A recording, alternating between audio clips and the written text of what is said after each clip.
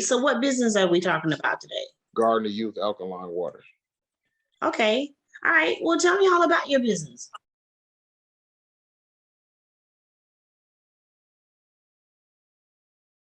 College at Tennessee State University. I was working on my master's degree in public health at the time, and this is when the crisis had hit national TV.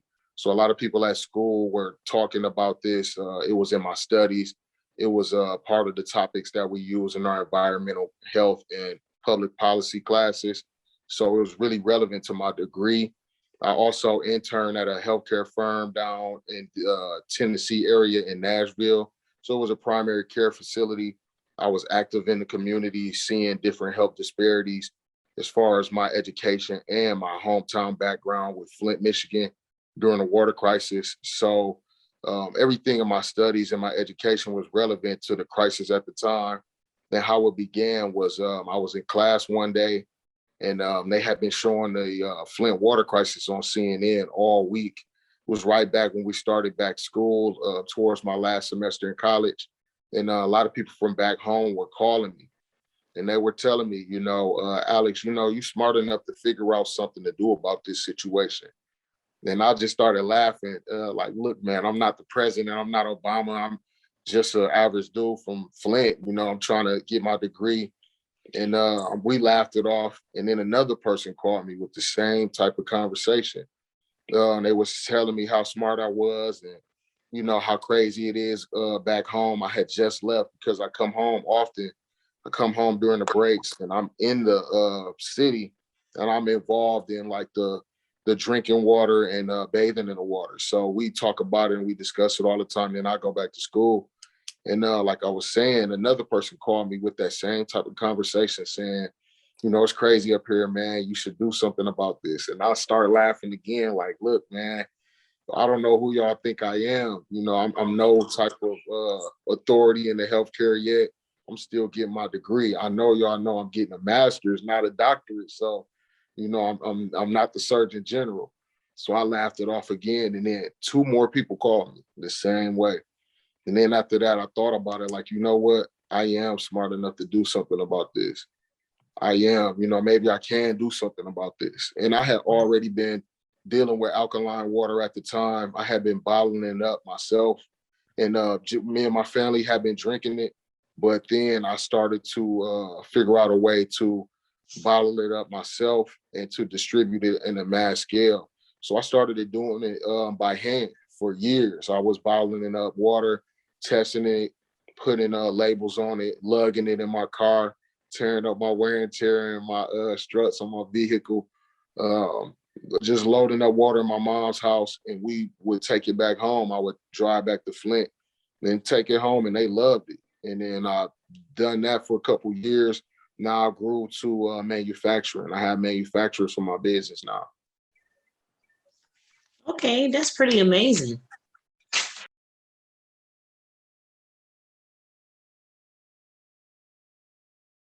My main demographic, I created that demographic when I started the business. I'm not a business professional out, so to say, just yet. I'm not an MBA or anybody like that, but I do know the community that's targeted that I wanted to help.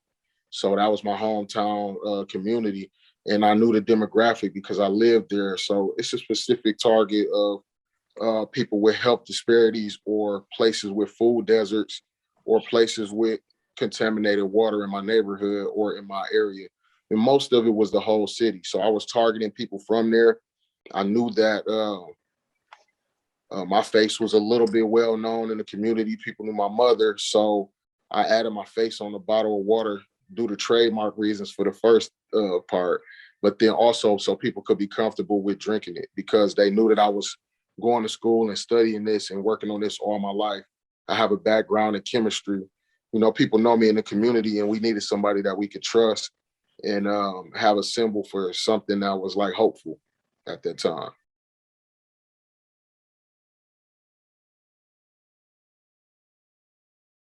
It did. A lot of my sales were due to me delivering it and bringing it to the customers.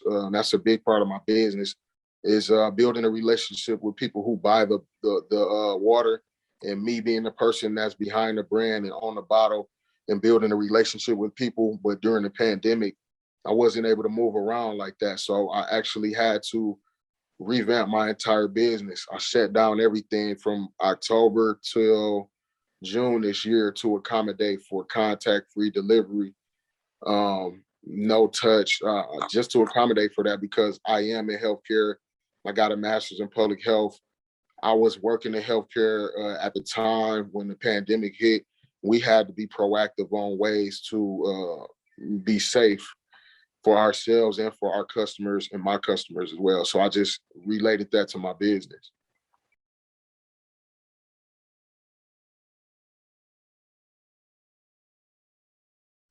Uh, I'm still growing. You know, my business is still growing. I need to make more people aware. I have expanded my manufacturing to accommodate the rest of the United States, outside of just Michigan, outside of just Tennessee, where I was living. So now I've upgraded my business and grown a lot to where I'm shipping now. Other people that's in different parts of the United States can experience garden of youth like Flint, Michigan, like some of the places that I was able to reach on foot and just in person. They can experience garden of youth now. So I do have shipping in California and in Tennessee, so that covers the east and the west coast of the United States. Everybody in the contiguous United States can order garden of youth alkaline water.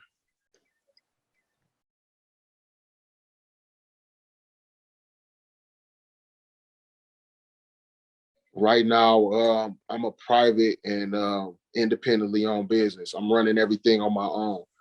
We are growing and the popularity is booming. I was paying everything out of pocket. So I was blessed enough to be able to make this big of an impact with my own money. And I was able to provide that. But now I believe it's time for retail. It's time for us to get into some stores. It's time for us to become a real corporation and really, really, really expand because this is a great product. You know, I do believe I'm retail ready. I've worked to get the barcode on my product, nutrition facts, the expiration date, all the legalities that I need to get on shelves. So some extra funding would be nice as well. Maybe some grants from the city of Flint, some other cities who may have some disparities or water crises going on, or just want to promote good health practice.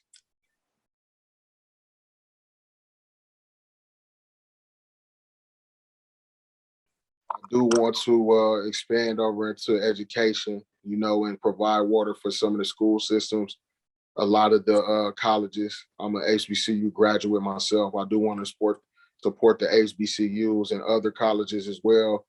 Um, I do think about the students all the time that's coming into school. So I want to be able to provide something for college students that, you know, may not be able to afford a lot of items and just maybe give a care package to them. That's an idea that I have. There's other spots in Flint, Michigan that I haven't been able to branch off to yet. So I want to reach the south side area of Flint and the east side a little bit more, and also Detroit.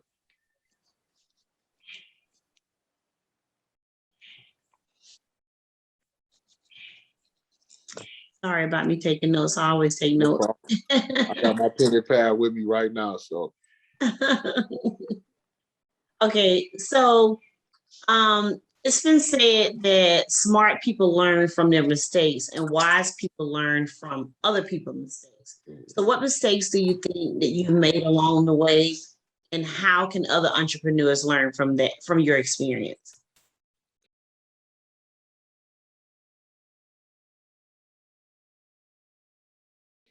uh, the biggest mistake that I made was kind of a blessing to me because I was able to learn as fast as I could, and that it was just I was able to accommodate for myself through my mistakes.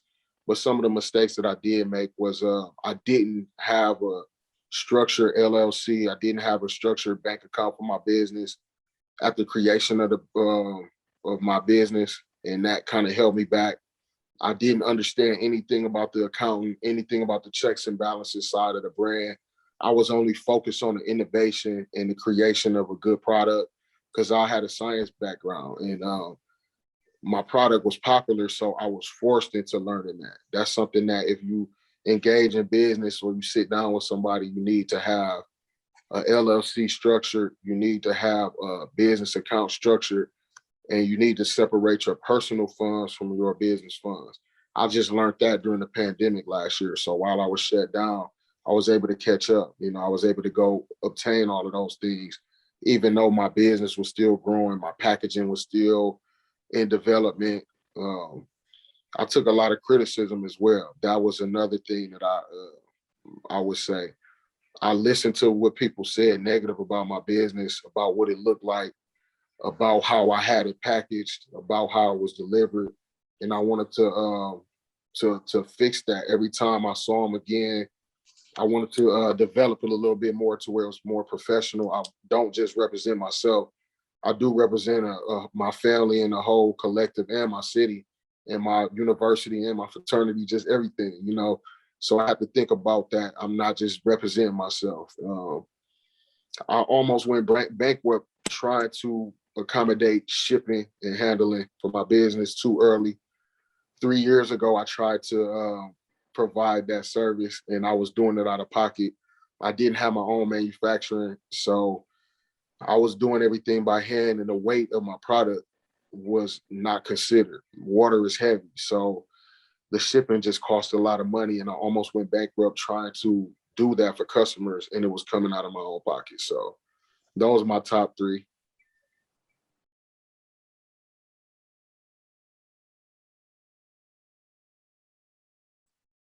Just a lot of my family and people that have gone on before me, people who paved the way for education, healthcare, the civil rights movement. That's a lot of my that's the battery for me.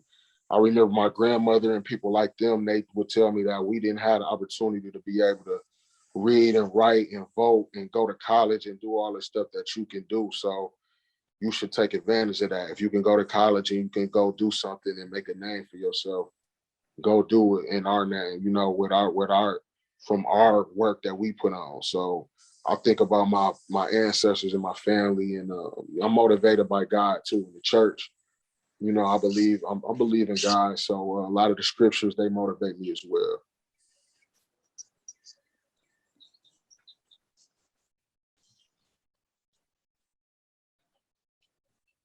Well, you know what? You just said a whole mouthful. I'm sorry. Because no, I'm saying that's a whole lot when you think about everything that you said. That is a whole lot. All the people that have come before us, and many of us are first college graduates or second college graduates in our family. And so it is a big deal, you know, to take I always say to people that came over, if they came over on a ship, you know, if they survive the ship, and then if they survive not being killed during slavery, and then they survive through poverty, building up a family, keeping a family. Between all of that, I am still here. So whoever that first person that came over on the ship from my lineage, I'm still here. And so I owe it to them to do and be everything that I can be. That's So, exactly how I feel about it, and that motivates me. You know, I never forget about things like that. So that history, I think that's my motivator. okay.